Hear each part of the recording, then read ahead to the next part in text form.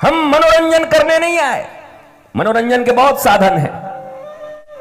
20 लाख खर्च करो, रात भर लोग आके मनोरंजन करेंगे, जो कहोगे वही करेंगे। बोलो सरर गाने के लिए तो बोलो सरर गाएंगे। दहिया पी गए सरर, टैया खा गए टरर, जो कहोगे वही गाएंगे। पर क्या करोगे ऐसे मनोरंजन को लेकर? लौट के बुद्धू फिर घर को आए। 2 घंटे के बाद जब घर में आए तो वही परेशानियां, वही लोग, वही टेंशन, वही उधार, वही डिप्रेशन, वही मुझे ऐसे बोल दिया, मुझे यहां जाना था। तो इस मनोरंजन का क्या करोगे? ये तो अपने जीवन को और तुमने बेकार ही कर दिया। 3 घंटे में कुछ तकनीक सीख लेते। मंत्र, यंत्र और तंत्र, इन तीनों चीजों को साध लिया होता। हमने कहा था मंत्र का अर्थ होता है ज्ञान,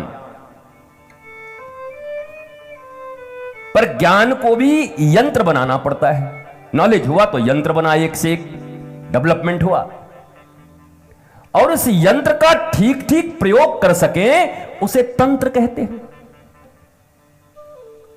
भारतीयों के मन में जल्दी ये बात घुसेगी नहीं। अभी तक तो मंत्र का अर्थ कुछ और, मंत्र माने ये ओम ऐं ह्लीं क्लीं चामुंडाई विच्चाई नमः।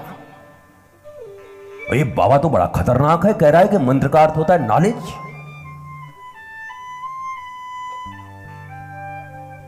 फिर बोल रहे यंत्र, हर मंत्र से यंत्र निर्मित होती है। ये जो ज्ञान है वो यंत्र का निर्माण करेगा, घर बनाएगा, द्वार बनाएंगे, गाड़ी लेंगे। 21वीं शताब्दी के जो नए नए इन्वेंशन है उनका हम लाभ उठा रहे हैं। इन्वेंशन करने वाले ने मंत्र अर्थात मंत्र तो प्राप्त किया होगा, मंत्र को साधा तो होगा, तब तो उसने इन्वेंट किया, आविष्कार किया। और फिर उसके तंत्र को, उसको चलाने की विधि को, उससे क्या लाभ होगा। यानी कार्ड जो तुम्हें दिया जाता है मोबाइल के साथ, कैमरों के साथ, किसी भी वस्तु को खरीदो तो साथ में दिया जाता है हाउ टू ऑपरेट इट। ये चीजें बाहर के लिए हैं। एक मोबाइल का निर्माण करना, फिर उसका ये होना, फिर उसके तंत्र को समझना, फिर चलाना, फिर आराम से बात करते रहना, मैसेज भेजना, फटाफट पोस्ट कार्ड का जमाना चला गया, अंतर्देशी का जमाना चला गया, लिफाफे का जमाना चला गया।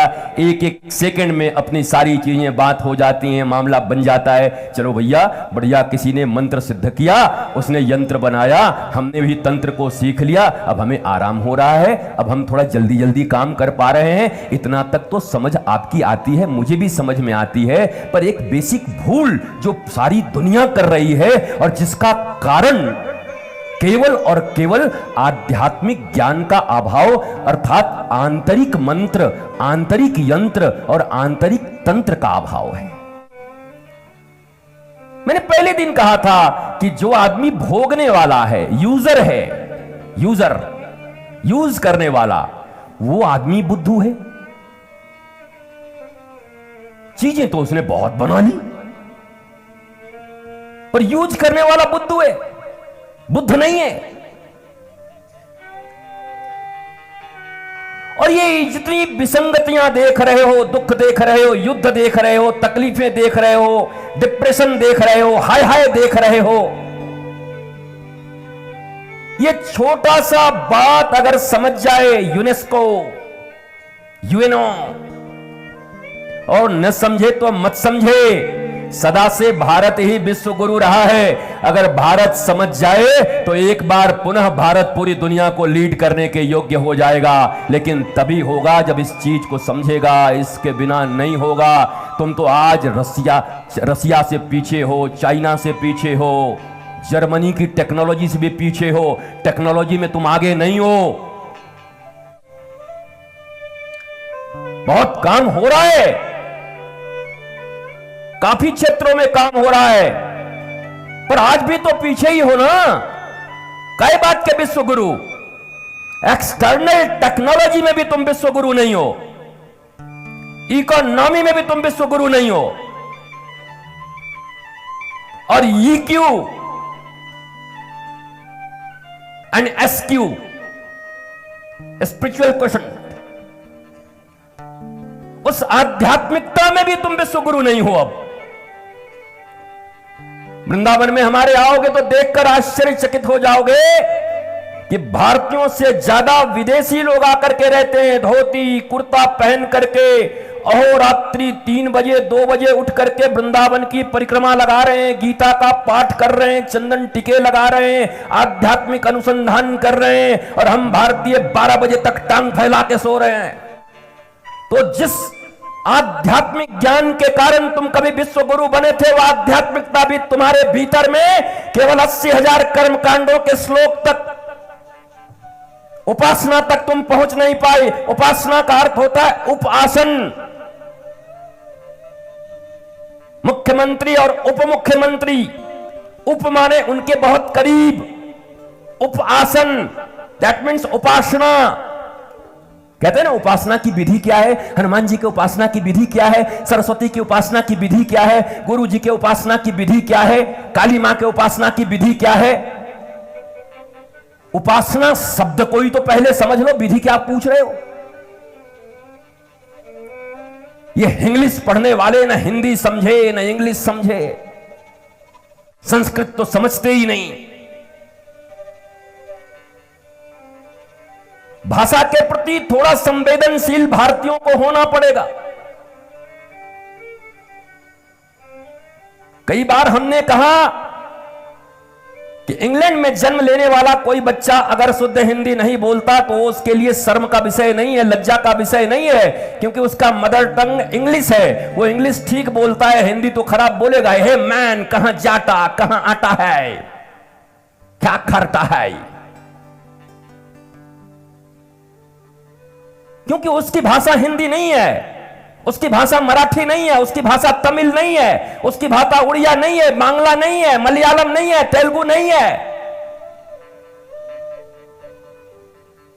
लेकिन जरा याद करो कि भारत का कोई बच्चा अगर ठीक से हिंदी ना बोल पाए, मराठी ना बोल पाए, तेलुगु ना बोल पाए अपनी भाषा को, कल किसी ने कहा था कि 69 बोल दिया जाए तो पूछेगा मम्मा 69 मीन्स क्या, 69, 79, 89?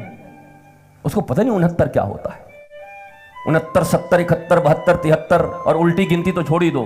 96, 99, 98, 97, 96, 95, 94, 93, 92, 91, 90, 89, 88, 87, 86, 50, 84, 83, 82, 81, एक तक गिन सकता हूं मैं। बचपन में सिखाया था उल्टी गिनती। वो विद्यालय, चाइना अपनी भाषा बोलता है, सिंग सिंग सुंग सांग सुंग सुंग सिंग सांग सांग सुंग, पर वो बहुत आगे टेक्नोलॉजी में, उसको इंग्लिश की बहुत जरूरत नहीं पड़ती है। वो दीवाना नहीं है इंग्लिश के पीछे। किसी अन्य भाषा के, जापानीज अपनी भाषा बोल रहे हैं, स्पेनिश अपनी भाषा बोल रहे हैं, फ्रांस अपनी भाषा बोल रहा है, जर्मन अपनी भाषा बोल रहे हैं, and they are well developed. ओ, हम ही इतने दिन गुलाम रह करके टट्टू बन गए हैं, देसी मुर्गी बिलायती बोल। हाँ, आजकल तो कंपटीशन भी है माताओं के बीच में। तुमको पता है हमारा ना गोलू ना अभी 2.5 साल का है, अभी बिल्ली देख के कैट कैट कैट करता है, तब तक बगल वाली हूं। हमारा तो अभी 1.5 साल का है, चूहा देख के रैट रैट रैट करता है। कमाल है। ये अभिमान का विषय है। इस बात पर तुम्हें अभिमान है, और फिर यही cat cat rat rat mat mat, और शादी विवाह जब हो गया, 22-23 साल का हो गया, पत्नी को लेकर के अलग घर में फ्लैट में रहने लगा, तो उसी गांव में जा करके लोगों से बुराई, आग लगे बर्बाद हो जाए। ये बहू नहीं चुड़ैल आई थी। बताओ, चुड़ैल आई थी। माता जी इतना पैसा खर्च के चुड़ैल लाई थी, किस लिए लाई थी भैया?